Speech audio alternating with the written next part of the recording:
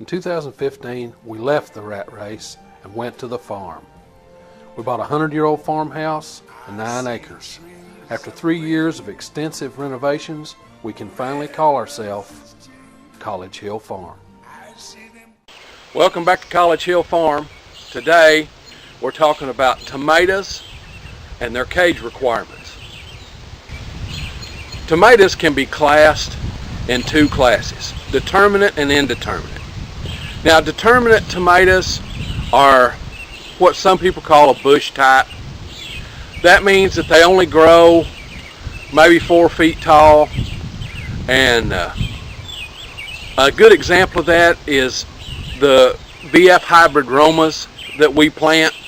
They're disease resistant, they only grow about 4 feet tall, and they all come in relatively the same time, but not completely. We'll have Romas over the course of a month and a half or 2, but there'll be all kinds of them. They're heavy producers, and for those, all you got to have is maybe one of these little ones. You see these at all the big box stores. Now, these are okay, but now they're not going to support those Romas when they start throwing the tomatoes on unless they have some help. So you can take these and use them. And what we like to do, if we're going to use these with the Romas, is we take, since the Roma's only going to be 4 feet tall, we put this in the ground all the way, almost all the way to the bottom rung, and the Romas come up through.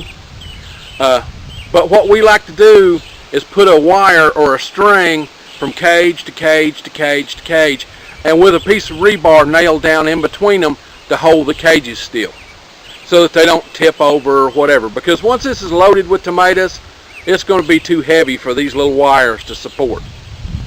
Now, once you're done with these little 4-footers, you know, they'll come up 2 feet. This is about 2 feet tall. They'll come up 4, and then they'll come up 2, and then they'll hang over for 2. So that's their 4 feet, and they're not touching the ground. They're off the ground. That's just fine. Now, let's say we go to the early girl. The early girl is an indeterminate. It's a hybrid tomato, and this is what we use for our early girls. This is just a piece of 4-foot wire, the welded wire,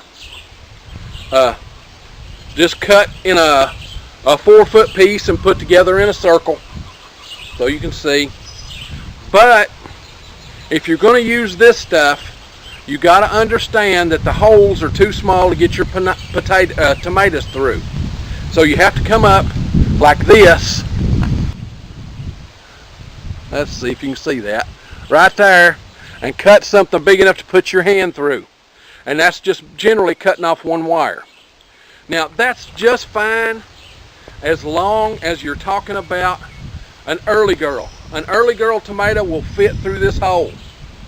Okay, it's 4 inches wide and 4 inches tall. An early girl will fit through that. Now, an early girl is an indeterminate. What that means is it grows as a big long vine, and it'll grow all summer long, all the way to frost. So, what's going to happen with the early girl, it only gets about 6 feet long. This is a 4-foot piece of mesh wire. So, it's 4 feet tall. So, it's going to grow up through the top and hang over about 2 feet down. So this is plenty sufficient to hold the early girls. But you'll notice there's no place to fasten it on the bottom. So what you want to do is we drive a piece of rebar down in the ground, and I'll show you that. Just a piece of rebar. You can see I've got one here. I'm 5'8", so the rebar is 6 feet tall. I just take that out in the garden and grab it by the top and just shove it right down in. And I might take a hammer and tap it a couple of taps, but most of the time I can shove it in far enough that it will hold this cage all summer long. So our early girls, if we have those, we didn't plant any this year, but if we have early girls, we put them in this. Or if we have a tomato that's going to be like an early girl and it's going to be a small tomato. Now, we grow these big old heirloom Cherokee purples. And we are growing a new tomato this year called a hillbilly. It's also an heirloom. If I like it, I'm going to save seed from it. But This is great for growing tomatoes and grape tomatoes, this cage. But those big old Cherokee Purple heirlooms, those tomatoes get up to 2 pounds, and they're way too big to come out the holes of this. And folks, you got to have holes down low, because the first tomatoes are at the bottom. They're not at the top. So this is fine for those types of tomatoes.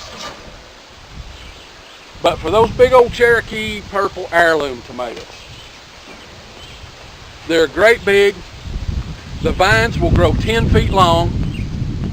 So if you want to keep them off the ground, this is what it takes. Now this is a piece of concrete wire, and what the wire does, you cut off, I'll show you how to build one in the next video, or in the video after that. You take this concrete wire and you make a cage. It's 5 feet tall. So when those big old Cherokee Purples come out the top, they've got 5 feet more to go down before they get to the ground, and most of them get all the way down there. So we have tomatoes starting at the bottom, going all the way out the top, and then coming down the rest of the vine. So those great big old indeterminate tomatoes take a great big cage, and you can strap this with a piece of again, with a piece of rebar, but we do it a little bit different, and I'll show you that in a video about staking tomatoes. Okay, remember, indeterminates grow to about 4 feet. You can use a little bitty cage on them, or determinates rather, grow to about 4 feet. You can use a little bitty cage on them. Indeterminates, they have to have a real cage. Now this cage, I store all my cages outside. This cage my mother had before me. So this cage is 40 or 50 years old, and it's just been laying outside. It's old concrete remesh wire. They last forever. You'll give them to your grandkids. Okay? I'd like to thank you for visiting with us at College Hill Farm today. I hope you found our videos entertaining and or informative. If you did, please like, share, subscribe, and comment on both Facebook and YouTube. Until then, I'll see you in the next video. Bye-bye.